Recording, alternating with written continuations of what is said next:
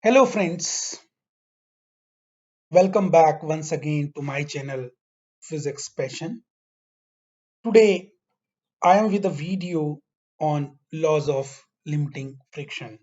So as we know that limiting friction is the maximum force of static friction, and we can say it comes into play when the body just begins to slide over the surface of another body.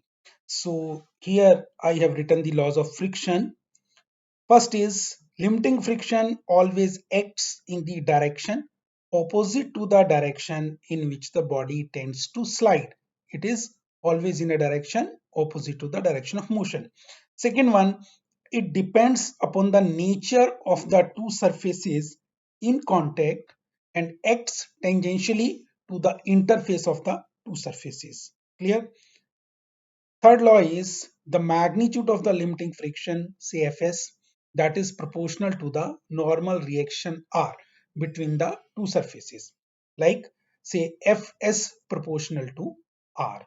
And the final point is the value of limiting friction is independent of the area of contact of the two surfaces so long as the normal reaction remains the same.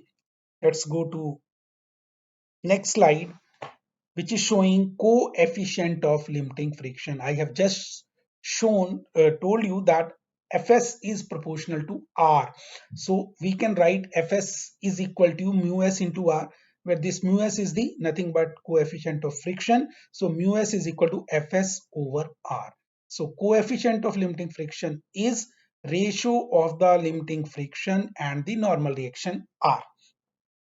So if we polish the surfaces in contact, then mu s can be reduced, but it can never be made to equal to 0. Okay. Next term I am going to explain is angle of friction.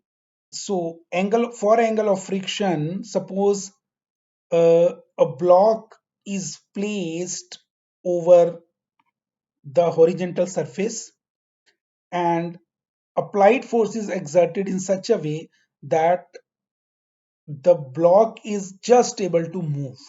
So I can show you the various forces acting on it.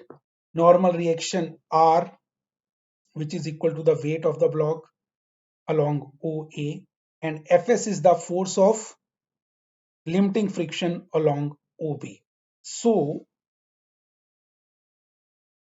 if I take the resultant of R and Fs, say that is Rs, and it will be along OC, which is along the diagonal of this rectangle OACB.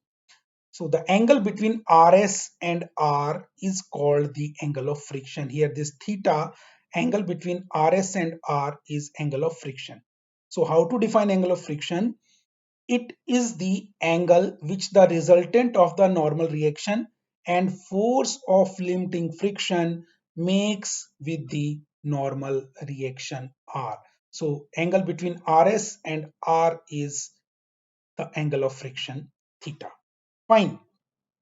Now if I again take this triangle OAC, so if I write for tan theta, it is of course equal to AC over OA, or what is AC? AC equal to this Fs being rectangle, Fs over and OA is R, Fs over R, which is equal to, we have just defined, this is coefficient of limiting friction.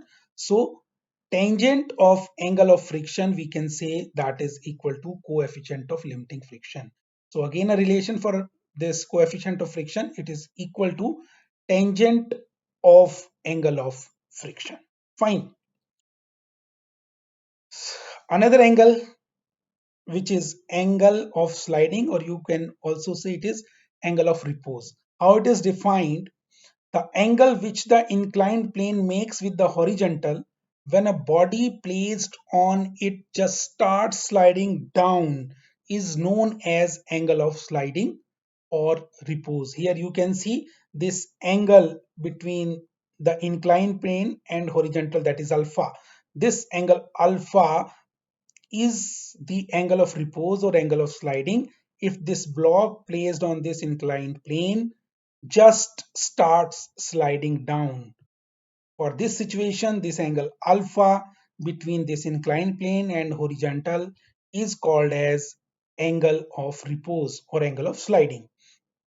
So this angle of sliding alpha, it is related to coefficient of limiting friction as mu s is equal to tan alpha.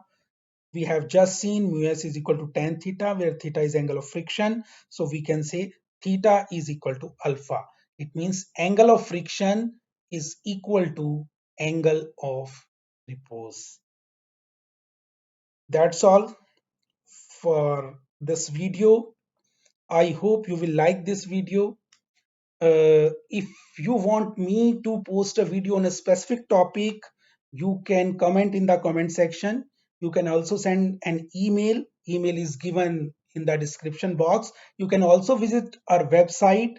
The link is again given in the description box.